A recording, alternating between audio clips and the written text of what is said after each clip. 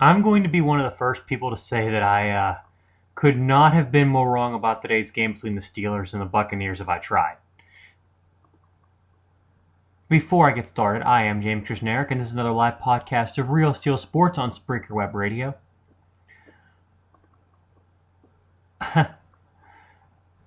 I don't know what to think. I really don't, because I just read an article that debates that the Steelers and discussed the Steelers are actually dead and they're just turning into the AFC's equivalent to the Cowboys. And then I read fans thinking that, it's only one game, we'll be back fine next week, and we're just going to beat average opponents and be okay.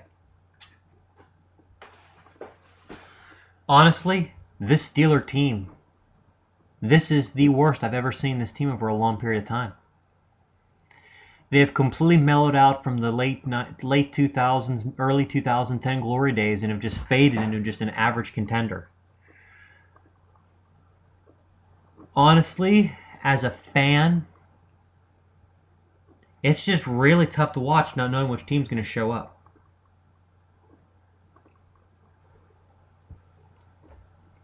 Because I watched today's game from start to finish. I watched Tampa get a lead. I watched Pittsburgh take over and really, take control of the game. And I watched Tampa run down the field and win at the end. It was pretty disgusting, to be honest with you.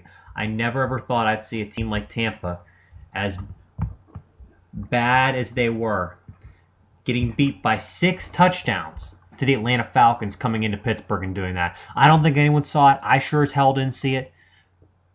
But I have 3 things to take away from that game that show why the Steelers lost. Number 1, the offensive line is better, but Tampa's pass rush just overwhelmed the Steelers front 5 the whole game. It really did. Gerald McCoy and Michael Johnson combined for 3 sacks, and you got another couple throw-in by Daquan Bowers. I mean, the Buccaneers front 4 was just unbelievable today. I mean, I got to give them a ton of credit. They played extremely well. They really did. But the Steelers' offensive line could have done better. Number 2, the discipline. This team, you know what? Antonio Brown's celebration is actually something I'm not pissed about. And the reason why is this. Because it was a simple dance that if anybody else had done, then they would have gotten flagged. 3 years ago against the Jaguars, Brett Kiesel had a sack and knelt down and did like a bow and arrow kind of thing. And he got penalized 15 yards for it. It was so stupid. Troy Polamalu got fined in that same game for using his cell phone to tell his wife he was okay. What's wrong with that? Goodell is judge, jury, and executioner now. And it's pissing me off. It really is. Back to the discipline on the field. The penalties need to be cleaned up. 5 penalties of 15 yards is ridiculous. It makes you wonder what is going on in the minds of these players. And I'll tell you what it is. They don't have enough confidence in themselves. They have to hold. They just got to hope that they don't get caught. Because when the Steelers were winning in the early days under Tomlin and in the days under Cowher, they were never penalized this many times for this many yards in a game. They had 5 penalties. I believe 6 actually. 6 penalties of 15 or more yards. That doesn't happen to the Steelers. It shouldn't be. They've always been priding themselves on discipline. And they are the most undisciplined team right now in the AFC North and one of the most undisciplined teams in the entire NFL. But the third thing I took away from it is this. And this is the biggie. Todd Haley needs to go. Dick LeBeau needs to go. Mike Tomlin needs reevaluated. I will give Tomlin credit and I will take away credit. You know why? I'll give him credit for this. In 2010, when Ben was suspended wrongfully for the first 4 games of the season, Tomlin held that team together and they went 3-1. And they took out some really good teams. Tampa was 10 wins. They took out an Atlanta team that would go on to be number 1 in the NFC. They ended up giving the Ravens all they could handle. I mean, just thinking about that team. Tomlin had one of his best coaching jobs ever. The 2008 team, the offensive line, the poor offensive, output play. They just weren't, moving the ball very effectively. He and that defense hung tough, and they ended up taking a Super Bowl out of it. And they inspired this team to go down the field and get that touchdown to win the Super Bowl against the Cardinals. And now look at him. People were making fun of him, calling him average. I think he's a very good football coach. I just think that he has one big flaw. He's too buddy-buddy with the players. I think Tomlin needs to reevaluate himself as a coach and be more disciplined. He needs to have more discipline. He needs to have his players, the rah-rah buddy-buddy kind of thing was Pete Carroll's downfall in his first stint in the NFL with the Jets and the Patriots in the 90s.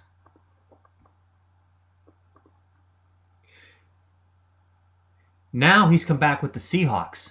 He holds players accountable, and that team is extremely disciplined. What does that tell you? He learned from his mistakes, and Tomlin needs to do the same. As for Dick LeBeau, he has been the defensive coordinator for this team for a long time, and I think it's finally time for him to sit back and smell the flowers. They need a new voice in there. Or if anything, Dick LeBeau's defense is so complex, he needs to try to at least dumb it down, because guys like Sean Spence, guys like Cam Thomas, guys like Mike Mitchell, that have talent, that can make plays, are not doing so because they're asked to do all this funky shit they've never been exposed to. They're not used to it, and it takes a while for them to get used to it because Dick LeBeau's defense is so complex. He needs to do that or step down, and I think he needs to do the latter for this reason. He's been in the NFL for 56 years. I think it's time for him to hang it up.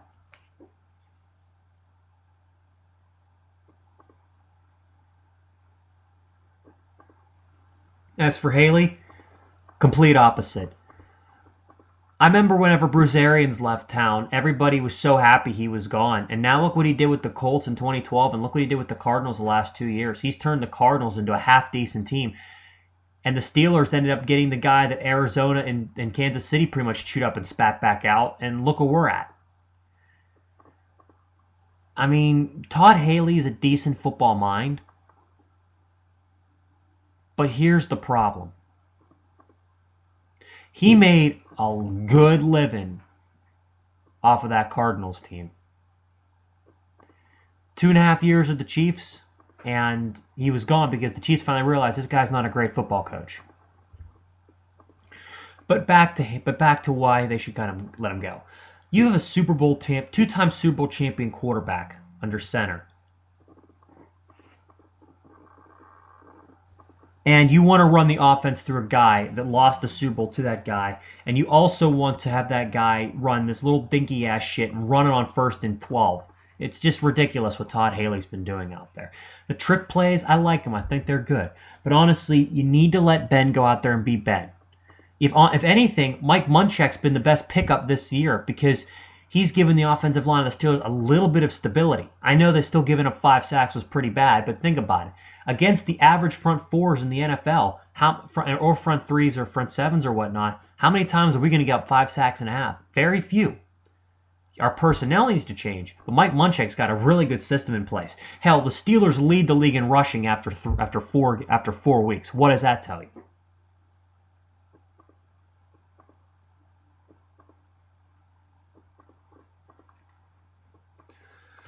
Again, it's just something that, it's tough watching because I'm always so used to the Steelers winning games and, snatching victory from the jaws of defeat, winning with class, and, being a top-notch organization in the NFL.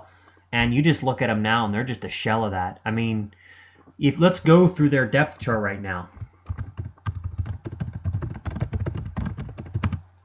And let's talk about where things stand on offense and defense. Going down the depth chart on offense.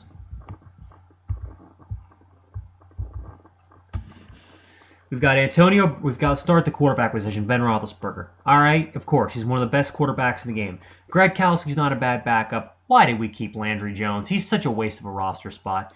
Running back position, Le'Veon Bell, LeGarrette Blount, and Dre Archer. Not a bad backfield, one of the more underrated ones in the league because Le'Veon Bell's playing like a star this year.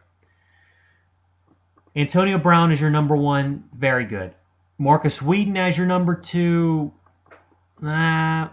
maybe.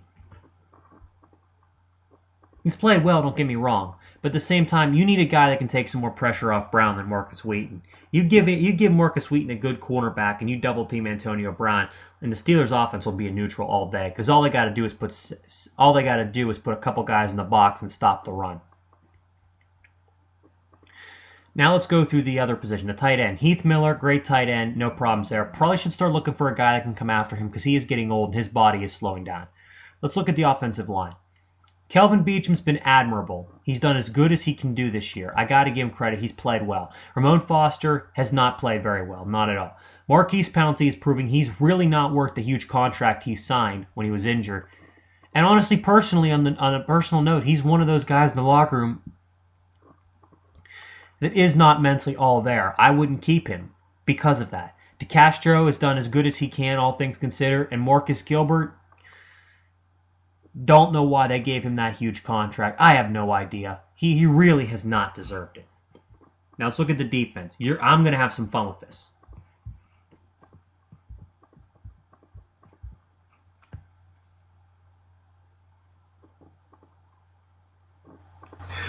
Ready? Okay, just loaded.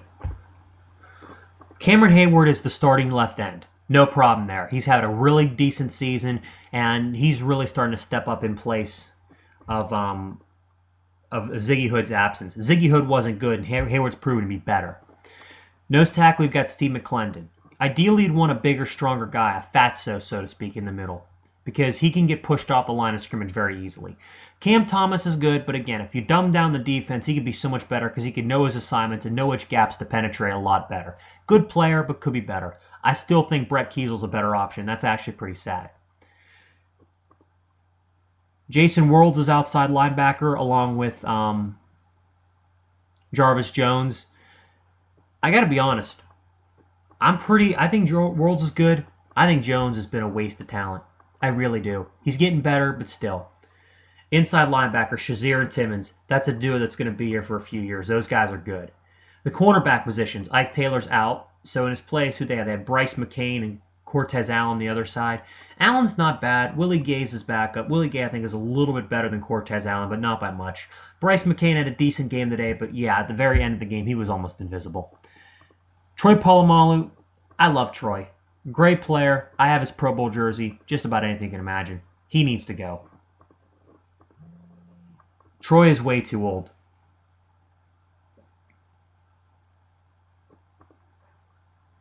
He is, because he's no good in pass coverage anymore, and the only thing he really has any use for is getting up on the line of scrimmage and possibly leaping over to stop a play and not jumping off sides. That's really what he does now.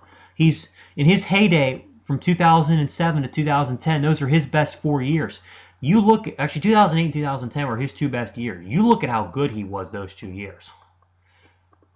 The guy was on fire. He's in the shell of that now. Mike Mitchell, again, a very good player in a system that's not really working. So let's go through the defense. Hayward I'd keep. McClendon and Thomas I'd send to the scrapyard. Worlds is good. Shazier's good. Timmons is good. Who else do we have? We have Jarvis Jones. Again, right now not playing well. Allen's not playing well. Mitchell's not playing well. Polamalu. I'd scrap the whole secondary. One of the starting linebackers and more than half of the defensive line. Honestly, this defense is in disarray.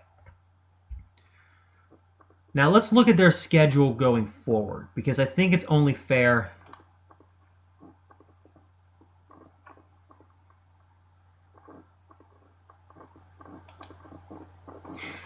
to see where things land, see where things, add up.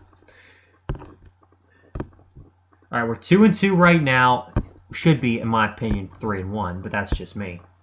We go to Jacksonville, we go to Cleveland next week, the week after. I see a win over the Jaguars again. I know they're starting Blake Bortles, and he's playing well. It'll be his second career start against the Steelers. Again, Dick LeBeau's success against rookie quarterbacks is going to be more than enough to win that game. And the fact that Jaguars' defense is absolutely horrible. If we lose that game, I am done watching the Steelers for the rest of the season. I'm done. I'll probably end up watching the game after, though. I'm just angry as hell. The Browns in Cleveland the next week after that, I think we've actually got a good chance to upset them for this simple reason. Their run defense is almost as bad as ours is. Let's put it this way. We get a good push up front, and Le'Veon Bell and LeGarrette Blount do their thing. They'll be crushing them right up the middle. Houston at home on Monday night, that's going to be tough. I'm looking at probably us losing that game. So at this point, we're standing at about, 4-3. Then after that, we host the Colts and we host the Ravens. I think we'll lose to the Colts but beat the Ravens because that whole division rivalry thing. So we'll be 5-4.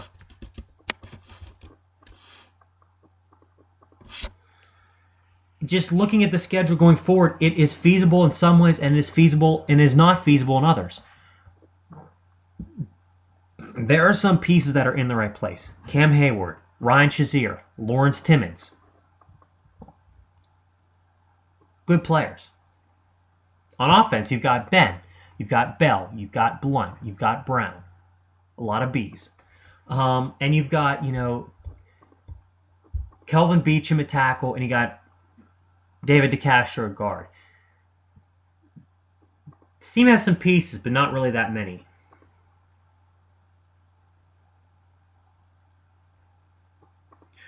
I'm looking at the Steelers right now, and I'm thinking, unless they get some free agents or they draft well over the next couple of years, they are going to turn into the Dallas Cowboys. Starting from 1997, the Cowboys have had exactly a 500 record. I think they've had one more win than losses. I mean, just looking at the way the Steelers team is playing right now, it's so alienated. They don't play good defense. They don't stop the run. They don't stop the pass. They don't get the quarterback. They don't force turnovers. They're basically playing scared.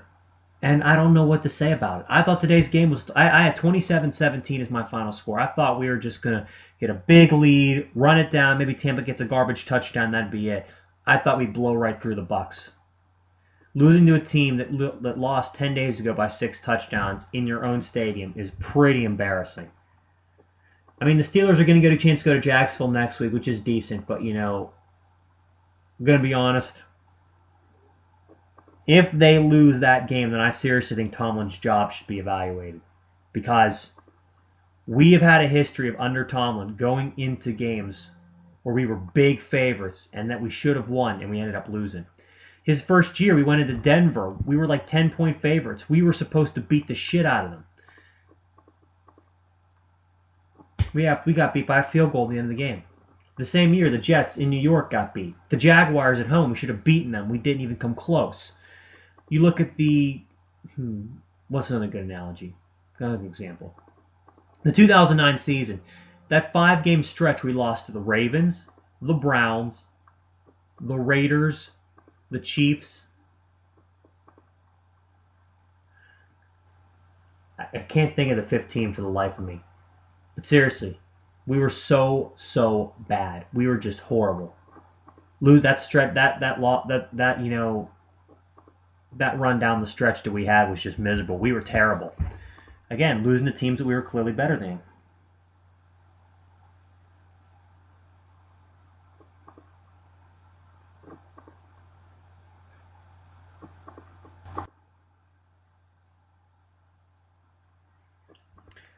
The Tomlin era has just been full of missed opportunities. To be honest, that 2009 team, we should have won. In fact, we should have won 3 straight Super Bowls. Maybe not 3, but should have been in 3 straight. And I'll tell you why. We win those 5 games, we go 14-2. That means us and the Colts are tied for the number 1 overall seed. But the fact of the matter is the Colts that year lost 2 games at the end to mediocre AFC teams. We lost a game against Chicago that year, and we also lost the game.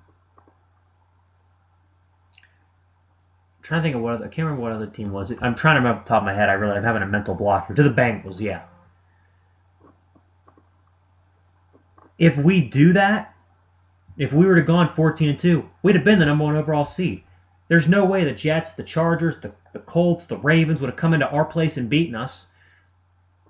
The receiving core we had that year. We had Wallace, we had Holmes, we had Hines Ward, we had Heath Miller, Rashard Mendenhall had over 1,000 yards. Ben Roethlisberger threw for 4,000 plus yards and 26 touchdowns.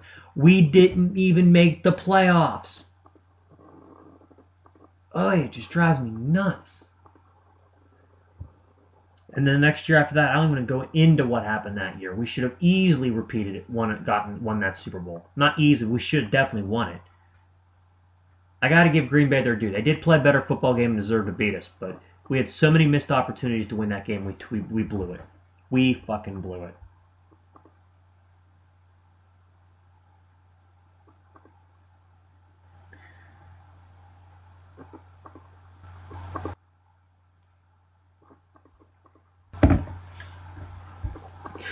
But anyways, if you look at the Tomlin era post that Super Bowl, we have turned into a team that is not going for the quarterback and not trying to get forced turnovers. We're basically just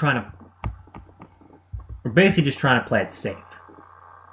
You know, a team that plays it safe. 2011, 12 wins. 2012 and 13, 8 wins. Now we're 2-2. We are exactly 18-18 since the start of the 2012 season. Average. Just extremely average. You know what honestly kick-started it all? You honestly want to know what kick-started the Steelers' sharp decline into an average, mediocre football team?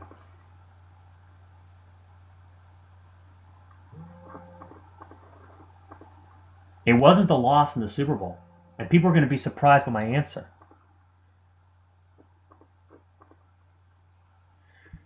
It was the loss of Aaron Smith during the 2010 season.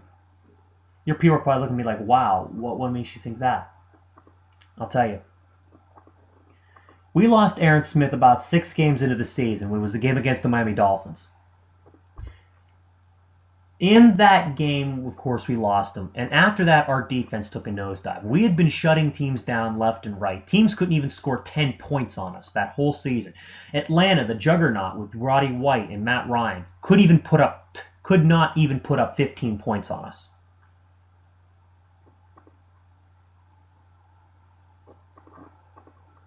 Now, it needs to be stated as this. If Aaron Smith doesn't go down, the defense doesn't have the huge holes in it that it did the last half of the season. No way in hell we'd have lost to the Jets. Probably would have defeated the Patriots. And the Patriots gave us trouble even when Smith played. Again, would not have lost to the Patriots. Would not have lost the Jets. We would not have, sure as hell wouldn't have lost to Green Bay. So we'd had 2 Super Bowls in 3 years, and 3 since 2005. At that point, the Steelers would have been looking to upgrade and replace their current players. But instead they stuck with them hoping they still had some years left, and now look where it's gotten us. A loss in a Super Bowl, a loss to a bullshit quarterback in Tim Tebow.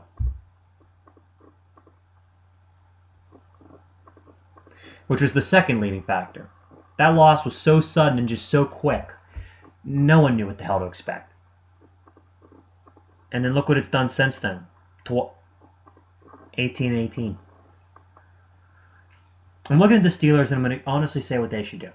They need to fire Haley. Need to fire Lee LeBeau. Tomlin should be fired if they lose to Jacksonville. Bottom line.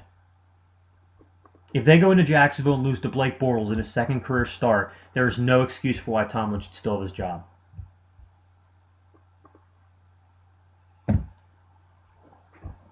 What else?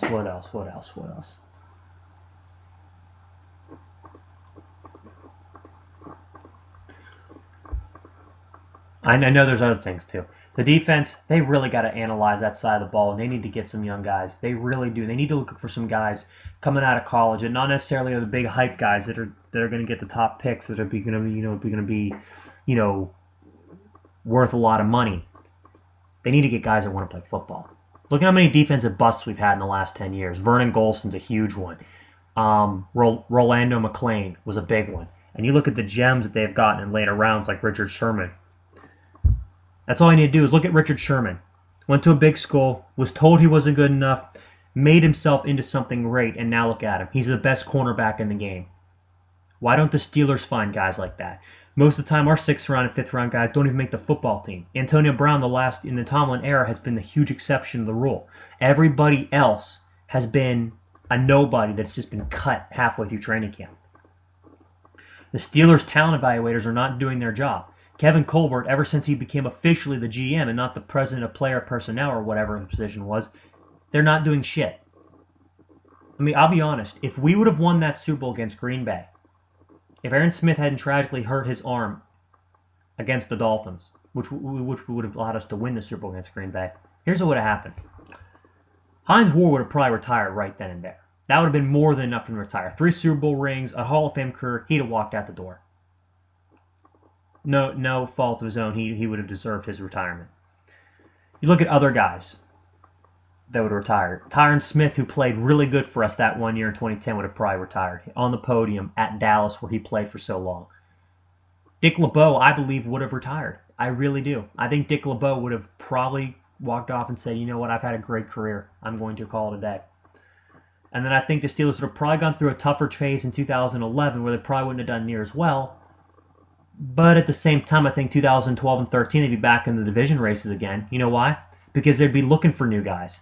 The fact is, they would have realized that, you know what, we won a Super Bowl with some really good players. It's time to start finding guys now that can carry the mantle instead of holding on to these veteran asswipes for too long. But anyway, that's just my opinion on it. You guys can go ahead and make what you want out of it. So that is pretty much all I got to say about this. If anything, I'm looking for the Steelers to maybe go 9-7 this year at best. I still think there's a lot of winnable games, but at the same time, if they're losing to Tampa at home, there's really not much we can do. Hopefully Ike Taylor will be back soon. Hopefully Ryan Shazier will be back soon. Jarvis Jones is gone for most of the year, so we'll have to make the most out of his absence.